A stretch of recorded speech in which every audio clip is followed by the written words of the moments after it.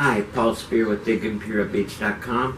Recently I had the opportunity to sit down with Sean Cassidy of Cassidy Creative Solutions, and he is a social media expert, and we are lucky to have him share his expertise with us. This video lasts about 35 minutes, so you may want to watch it in portions. There are lots of great ideas, so you will want to watch it probably several times and go back over and take notes. I am very happy to bring you Sean Cassidy of Cassidy Creative Solutions.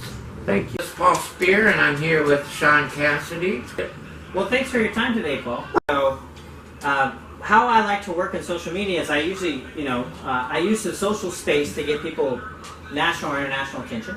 How they can get noticed online. Right. And I kind of do this by working within the social space. I have around 300,000 followers right now, so I've been building for 14 years. I mean, it's a long time. Yeah. Before Facebook even existed and things. And I know we discovered each other through an event, recently here. And right. Now we're here in IB, and that you're kind of doing the interview about myself.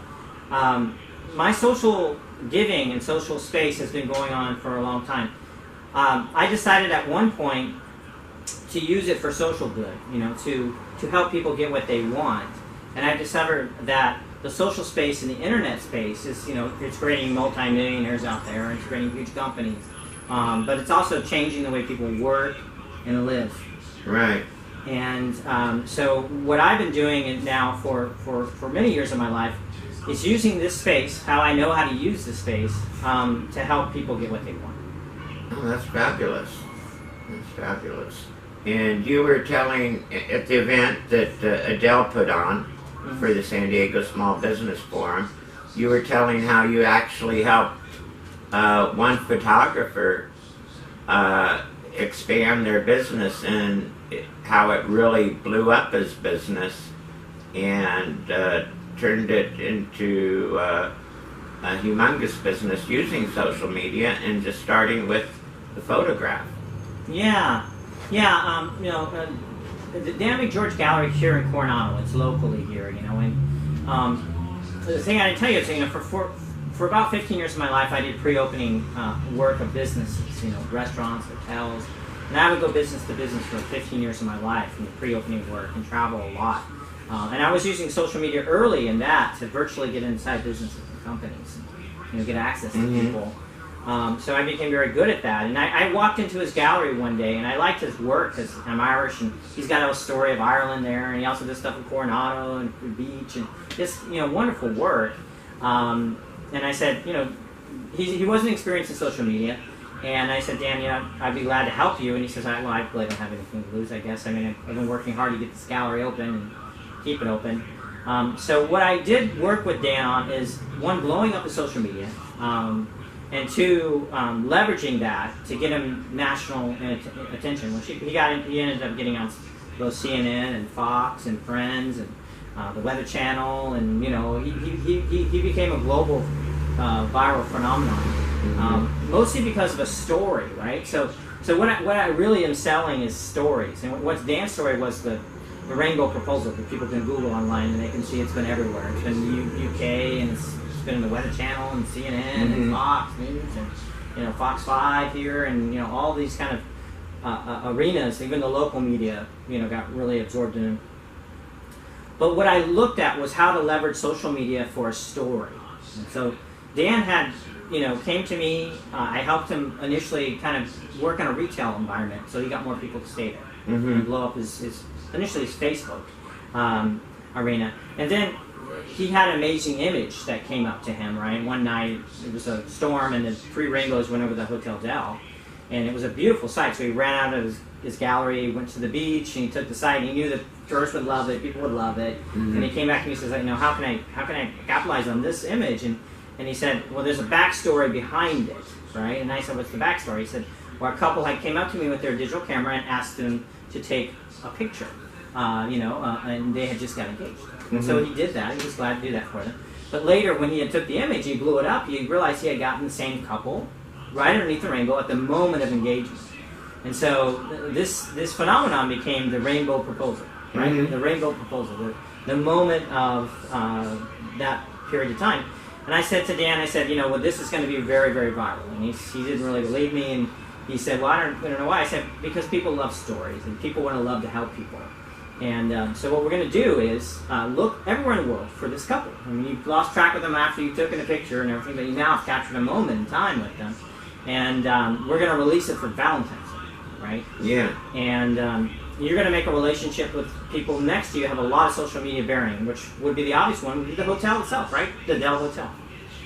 And so he did everything I told him to do, make that relationships, do all those relationships.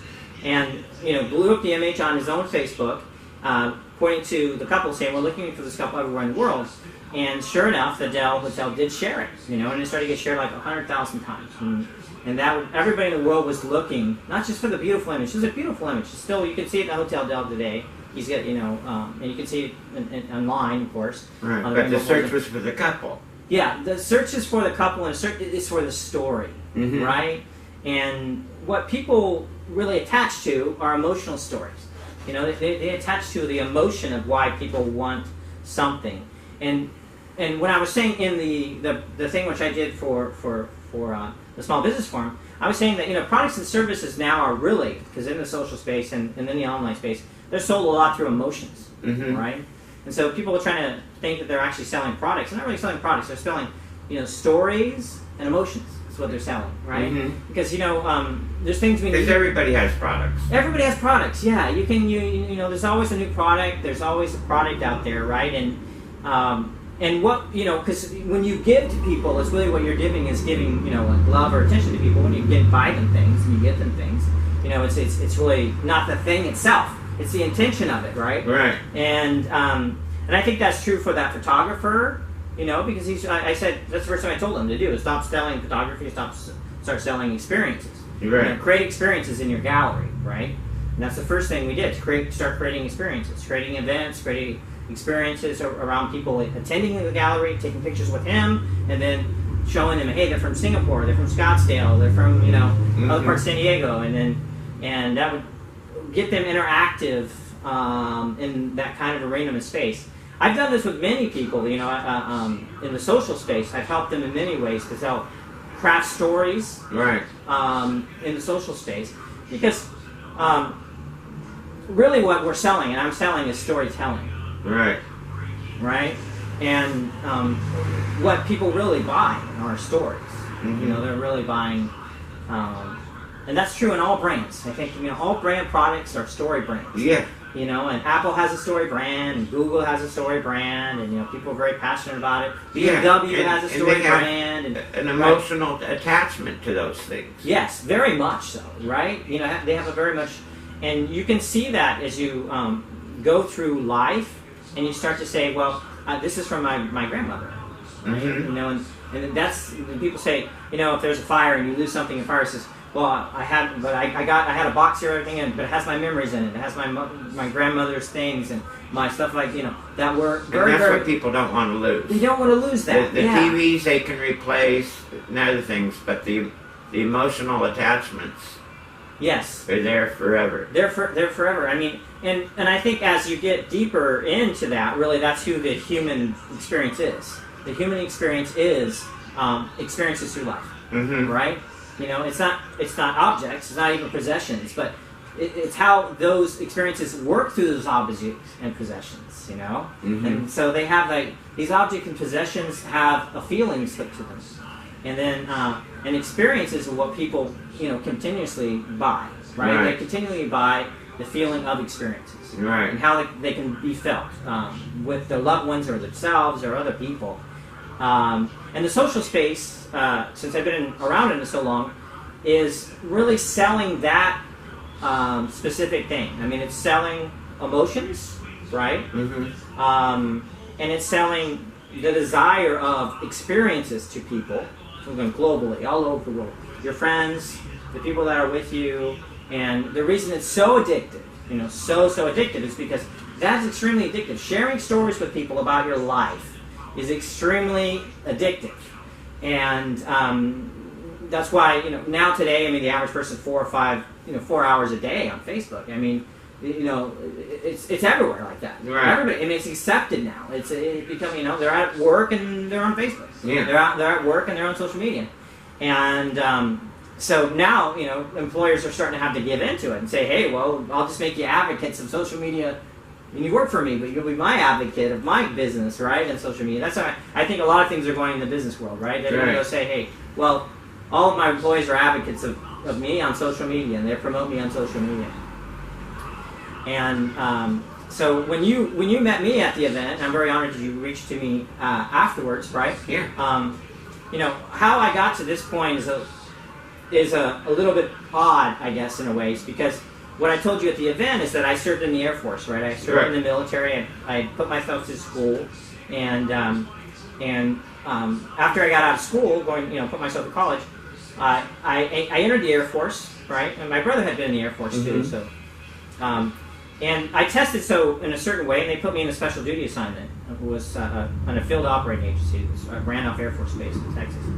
And I would be kind of an early person using computers for classified information, right? Mm-hmm. Really early times of how computers were used in the military. And so when I got out of the military, right, when I served my time and did that time in the military, I had already began to think oddly about information. Right? I mean, the government had taught me information, things that people don't normally see, you don't talk about, you're really not supposed to discuss, and or you're definitely not supposed to discuss. But they also taught me systematic systems about information, right? How information works, how the data works, how we communicate, even in a way that is not known to most people, right? Right.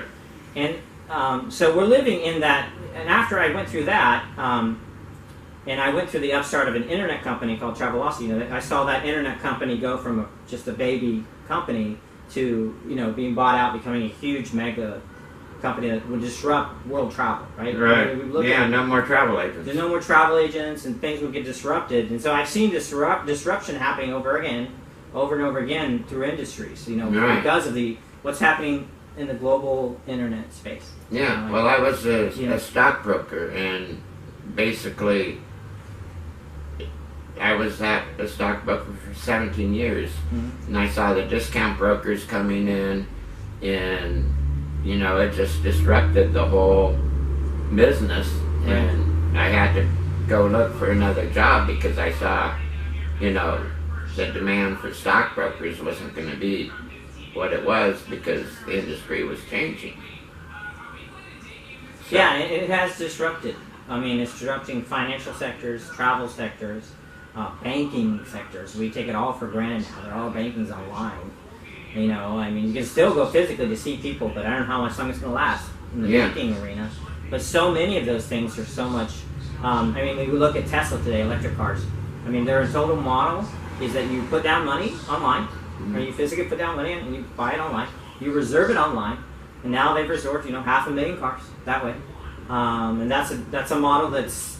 I mean, if it's very successful, there's no way it won't be duplicated, and the cost of it is so much less than what they currently do in the car systems of selling cars than that. Yeah. And so we're looking at really, really disruptive times in we live in right now. Right. They're disruptive in the way we live life and how the life of our story of our life is being told. And what people, I guess, have to kind of really wake up to and realize is that everyone's now a media company. Right. You get it? Every person out there is a media company, right? And now they actually have media tools in front of them to make their own media. Videos are making a video right now. Share that online to as many followers as they have, and have other people share it, and other people share it. So we're dealing in a time of personal branding and business branding that has never been seen before in humankind. It's never been seen before. Right. And we're also living in a time where information is moving at a rate that has never been happened before, and it's starting to double. You see, the informational arena because you can literally put video online, right, and you can say information, and that can be shared by 1,000 people, and of those 1,000 people, another 1,000 people get to read it or share it, and it's all being done through free content. And so what we have to kind of look at right now is, what does that mean, right? I can't say, even in my background, exactly where that's going to go. I don't know exactly where that's going to go, but I know it's going to change what I said in the meeting, world economy. It's going to change the world economy. Definitely starting in the United States, in this area, it's going to shift, one, about how people get access to information, how they sell information, and how they sell products and services to people. Right. So what would you recommend for the small business owner that they do? How should they approach this social media market that's Well, I think there? In the small business sector, a lot of them get overwhelmed. Because they're running a business on a daily area, and they say they don't have time to do that. But I mean, I guess the first thing I'm going to do is alleviate their anxiety and say most all the social medias are designed for 6th grade level. Okay, because they're meant for universal use. So if they weren't more for universal use, they can't really monetize something, right? If it's so elite, they can't really make a lot of money off something super elite, right? Right. So the reason that Facebook can make billions of dollars and all these social media can make a lot of money is because it is actually designed at a child's level, okay, for a child's mind. And so oftentimes when I work with people, I say to them, start thinking like a child. Not like an adult, but think like a child. And so if you can kind of start relieving, remember when you were a child and everything was fascinating, everything was interesting. Stories were interesting to you, what your parents said to you, your little travels in the car were interesting to you, all these things were interesting to you. Yeah. So once you think like a child, you become much better at social media. And it also relieves that kind of anxiety about it, right? Mm-hmm. And then for all small businesses, especially if they're a retail or a physical site, there needs to be an introduction to who they are and a story, right? So usually what I say is like, it's a 1 minute, 2 minute, 3 minute video. It's a tour of the place. What do they have? What do they sell? And then they release that out to their followers and the people, and ask their friends, and everybody share it, so that everybody knows, one, what they have, what they can get from them, because people have to feel, that they are involved in their business, Right. in order for them to buy the products and services of the business. And so what's happening now is business brands and personal brands are merging. Business, if you own a business, you are the face of the business, and you are also the person telling people about what you have. I mean, we can't take Mark Zuckerberg away from Facebook. You can't say this is not Facebook. Mark Zuckerberg is Facebook, right? If you own a restaurant, you own that restaurant. It is your restaurant. I guess you're right. Right. And you own a gas station. You own that gas station. It's your gas station. You have all the products and services in that gas station, and all the special things you do for that. You own a hotel. You own any of these kind of products and services you have out there. Even the smallest thing is unique, right? And what it is mostly in the social space where you're dealing in an ocean. Because I compare social media to surfing. Like we're here in IB was like the home of surfing, right? But surfing is kind of like this. You're looking for the kind of the best wave, and you're looking to ride the wave the best you can. And so what happens in the social media space is that a wave hits, right? It's like an interesting story, like fascinating to people. And so people start sharing it, right? And so what you're looking to do once that happens, because you can do that with a video of a small business, right? A video of a small business that says, this is who I am, this is what I do, I've been in business for 15 years, we love what we do, this is my son works with me, my daughter works with me, this is what they're about and who they're about. These pure stories actually are viral, right? They actually, because somewhere along the way we got into real life stories on TV, and they became viral. Where did where did that happen? Where did Kardashians and all that? When did that start happening? Where that became so valuable? Because we still today don't understand that people want to pay for that. They want to pay for real life stories or essential real life stories, right? But every one of the business owners have that story. They have a fascinating real life story of how they got into business, why they got into business, how their business runs, and what they have, and the history of their business, right? And you can see this in the brewery businesses here. Okay, this is the history of the business. You walk in, and in 1954, my father made that business, and since then we've grown to 7 locations, and all this story is what people buy. right? And they really want to attach to that, and that works on a local level like never before, never before. Right. Because when you create local loyalty in a local area, you know, like I think everything in the social space, in the business social space, is going back to old times. It's going back to the 1950s, you know, where everybody knew each other, and everybody talked to each other, and everybody was kind of like in there. And so these kind of niches are happening in social space now that were something that our grandparents knew about, or our great-grandparents knew about.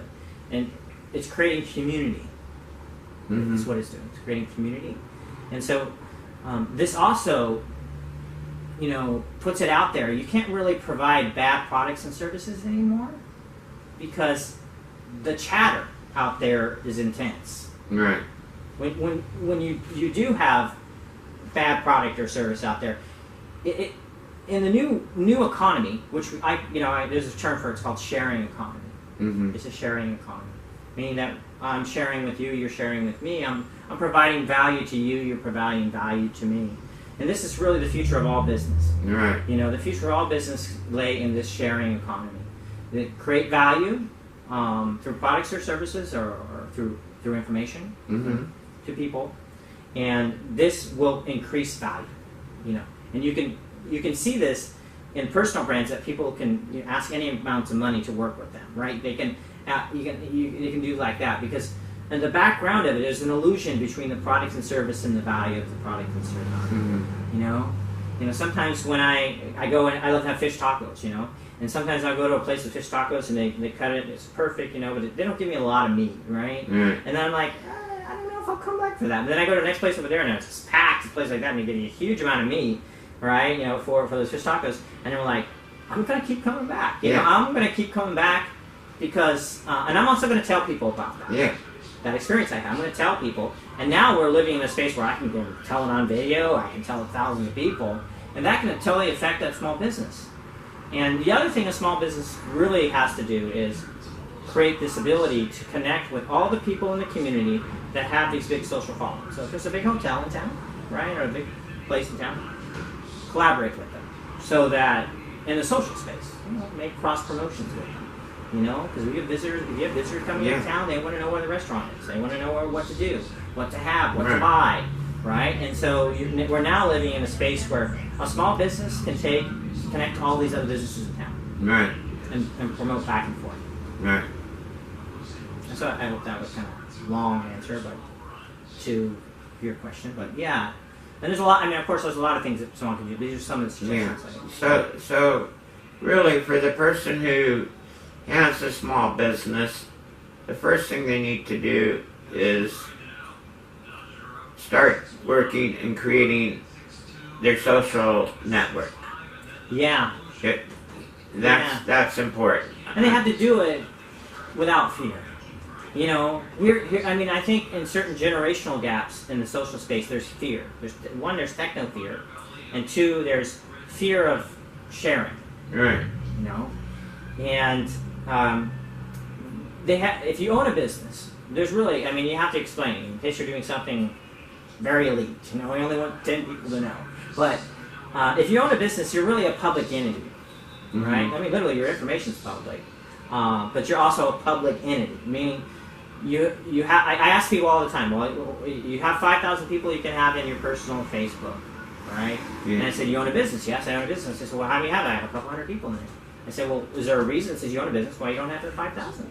Is there a reason? You know, like you don't want 5,000 people to know you own a business. And they look at me like, well, it's the time, I guess. It's the time. So it's either a time thing for them or it's a knowledge thing. Right. And so what I say, is that you can build social for the rest of your life. Start now and always build it. If you have a small business, never stop building it. Yeah, because it's going to be out there and it's not going away. It's never going away. And it's going to get... I foresee the transition that we currently live in, you know, that is, you know, when you look back at traditional ways of things done, you walk into a business, you put down money, you buy a product or service, right? That is going to transition in the tech way that you walk in, you have a phone, you don't even have cash anymore, right? And it's Right. a phone hooked to a mobile device, and then you just click the phone and it buys the product or service. And that's where we're kind of, I mean, I think we're about, it'll happen in different parts of the world, different parts of places faster. I mean, California is an innovator. Right. Things So happen everything very that fast. happens in California is where it starts, and this is the one of the major markets in the United States. And so this is the test market. I mean, I also say that when I sit here in California and think about that, and people go, "What's the test market?" I said, "Yeah, because the trends start here. The restaurant trends start here. The clothing trends start here. All these things are coming because that's why people come to California. Right. Most people are coming Right. because they know it's a trendsetter, and that's true in all the products and services that we kind of see coming through the arena right now. Right. Tesla, all these things that are coming through Silicon Valley, all the different products and services that are coming through the tech space. But what I was getting to is that what we see is the return of the 50s. Everything's closely networked among everybody they know, but in digital space, not in physical space, Right. but both. Because digital and physical space will merge. Right. There's Right. going to be a merging going on. So I'm that business. I have 200 friends. Who should I go out and friend? Do I just friend anybody, or should I go after certain people to friend? Well, what you're looking in the social space is for social influence. And so, for example, you have certain influence in the community, right? Yeah. Right? And so your friends, your network of friends are probably other influencers. So what I'm looking for when I'm building quickly, or to help people build quickly, I'm looking to pick out 10 or 20 people they know that are influencers in the community or are in an industry. Mm-hmm. And usually, in general, these people have a lot of contacts, actually, because they're influencers. Right. So they want to connect to a lot of people and they want to be influential. So what I'm going to do is begin to look, and it's Facebook, and this is true in all of the social medias I work in, to look at their networks. Because if I'm already a friend with them, and I'm okay, there's really not a reason I should not know who they know. Right. Right? And increasingly, when I just said what you just said, back to the 50s, like, so much was that, like, who you knew, and I knew who, and you knew that person, they introduced me to that person, and I was able to sell something because, he introduced me to Jim and John and Jill. And then, it was done, even Tupperware started that way, even Sears started that way, like a catalog, and the Right. catalog was sold like that. And that became a mega company in the United States. So what we're dealing with is relationship selling, which is going by very, very heavy. Mm-hmm. But it's hard for people to see it because they don't see the connection between the old school and the new school. Yeah. And so on that arena is what we're playing with right now. We're playing with that right now. Oh, great. Well, that should help people get an idea of what they need to be doing here in this new market. And is there anything else in closing that you'd like to say? I think one of the things I'd like to do is invite you to write a column, and maybe people can respond with questions or how would you like to Yeah, no, I think that would be, I like to interact with people. I think that's a good opportunity for me to interact with people and help people. Mhm. I mean, mostly what I want to do is help people. I believe in the golden rule. The old school golden rule was do unto others, you would do unto them, right? And I want, what I want for myself, I want for all people. right. Right? And I really think, so in closing of that, I really think, is that what we're dealing with right now? The most networked people are increasingly going to have opportunities, Mm-hmm. right? And so my job is to teach people to be the most networked people, to duplicate myself Right. so that they are prepared for the future. Because the future's going to come at a very fast pace right now. Right. And all the small businesses are going to have to adapt to it. I've made a statement before that 5 or 10 years from now, if an online there's a small business right now that doesn't sell both online and physical, they may be in trouble. Because they're losing, one, a lot of business, and two, they're losing share of business over Right. and over again. And because if they do have somebody that has adapted to the technology, then the pieces of the share of their business get smaller and smaller. The pie gets smaller and smaller. Yeah. And so, for me, that's valuable that I could help people to adjust, Right. to know what's going to happen to them, and also to realize that we're in a great opportunity, not a sad time, like a bad economy time or something.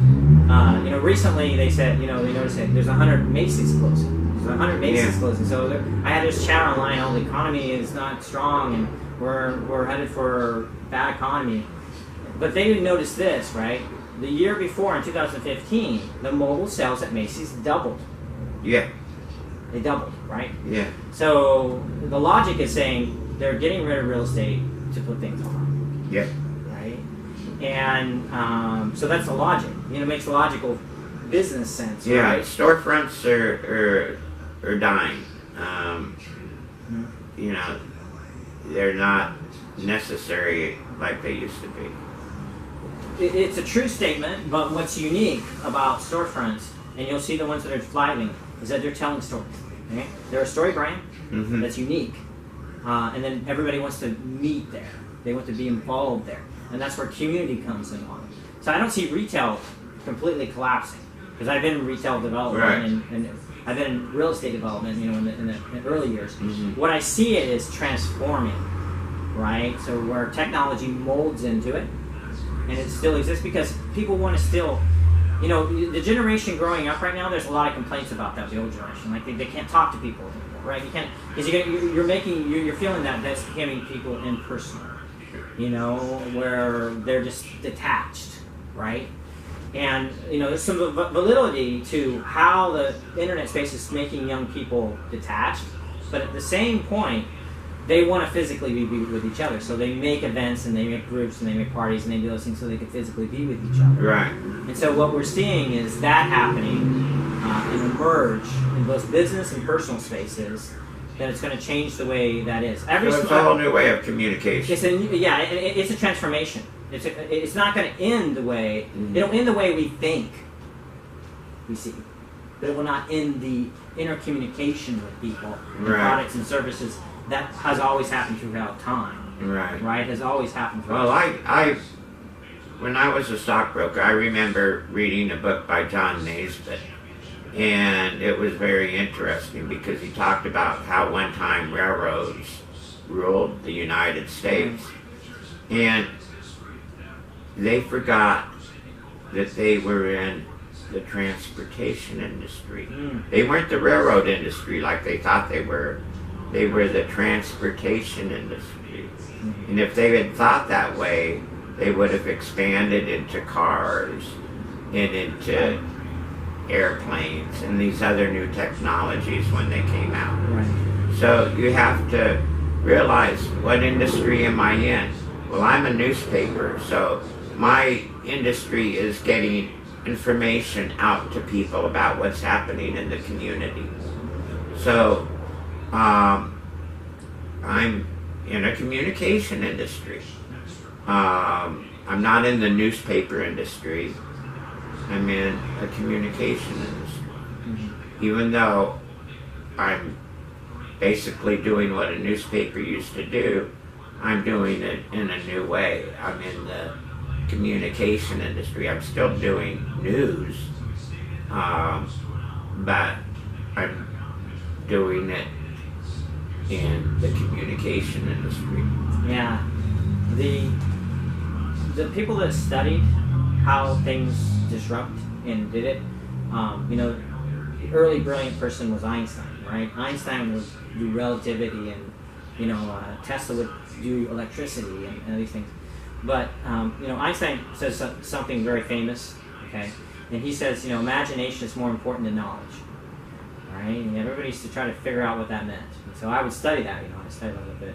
And he said, so he would go on to say there was two forms of imagination. He said there's synthetic imagination, which I tell people I work with all the time about this. And synthetic imagination is people looking at the world, and they kind of duplicate it, right? So they see, this is how they do business, this is how they do things, and they start to look at duplications and try to, see how other people are successful and try to duplicate it, right? But then Einstein said, well, the other form of imagination is creative imagination, right? And creative imagination, he says, is when you go past the synthetic, you look past the synthetic arena, and you look and go, what is not being done? What's not being done? Mm-hmm. And so this is what happened when the airplane got invented, when the train got invented, and the internet got invented, and the car got invented. You know, We were looking past. they were what- looking past what was actually, you know, because if they just stayed in the present, that didn't seem like that could make any money, right? Right. I mean, it didn't make it. You've never seen it before. So how in the world could that make money? Right. Or how in the world could that change anything that people live So they on? had to think out of the box and come Yeah. up with these new ideas. Right, and that's what we're looking at in the small business sector right now with that, is that they can see what other people are doing and they can synthetically copy it, but they have to uniquely tell their own story, right?